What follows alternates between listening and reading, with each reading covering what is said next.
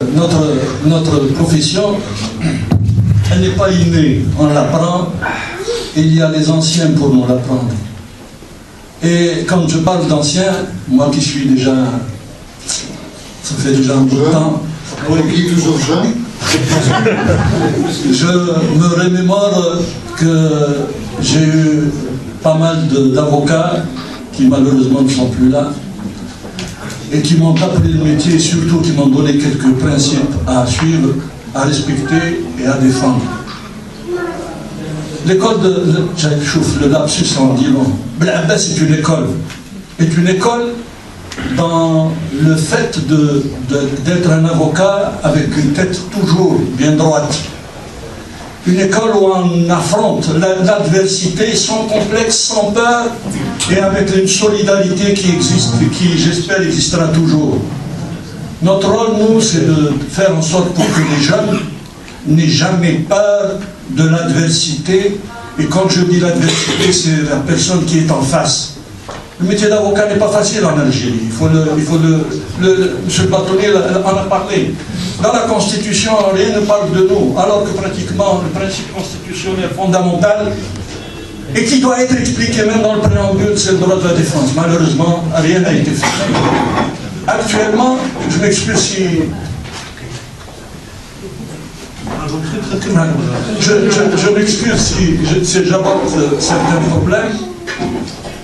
Le mal est en nous. Le mal, il ne faut pas se leurrer. Il faut regarder la vérité en face.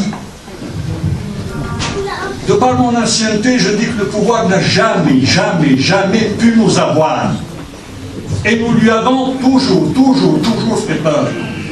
On a même servi d'alibi à un certain moment. Tous les ordres ont été supprimés sauf l'ordre des avocats. Pourquoi? Ce n'est pas le fait que Boumediene avait peur de nous. Mais seulement cette puissance s'est retournée contre nous, à cause de nous. Allez, à cause du nombre. Pas le nombre, bien au contraire, plus on est nombreux, plus on est puissant. Mais dans la formation de ce nombre, quand le métier d'avocat,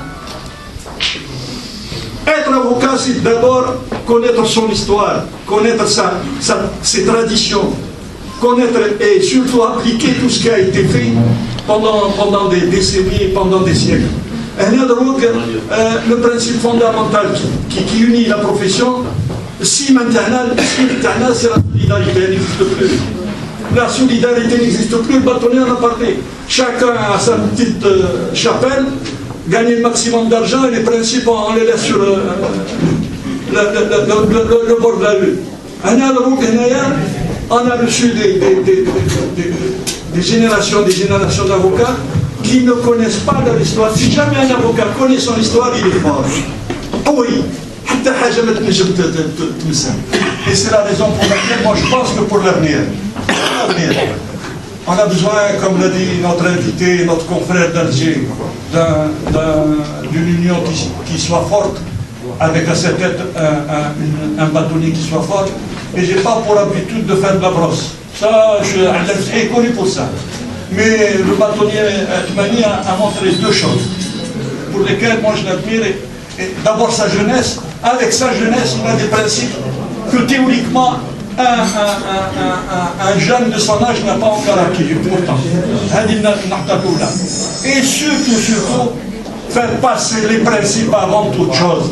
La défense de la robe. La défense de la robe est un principe sacré.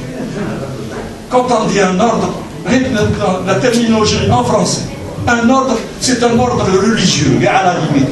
Et la profession, c'est sacré. C'est de l'ordre du religieux.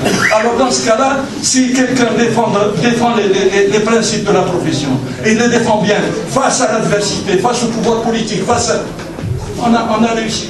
Mais il faudrait quand même qu'il y ait une formation. Et c'est peut-être pour l'avenir, je ne sais pas ce que fera l'Union nationale, je pense qu'il est urgent de revoir la formation de l'avocat, de façon à ce que, quand il sera au niveau de la défense en face d'un juge, qui est toujours un adversaire, quoi qu'on dise, je n'ai pas dit un ennemi, un adversaire, qu'il soit à la hauteur et qu'il est toujours le principe terrien, c'est je vais tirer d'un film l'opium et le bâton. Ali, C'est ça le principe de l'avocat. Et je vous remercie.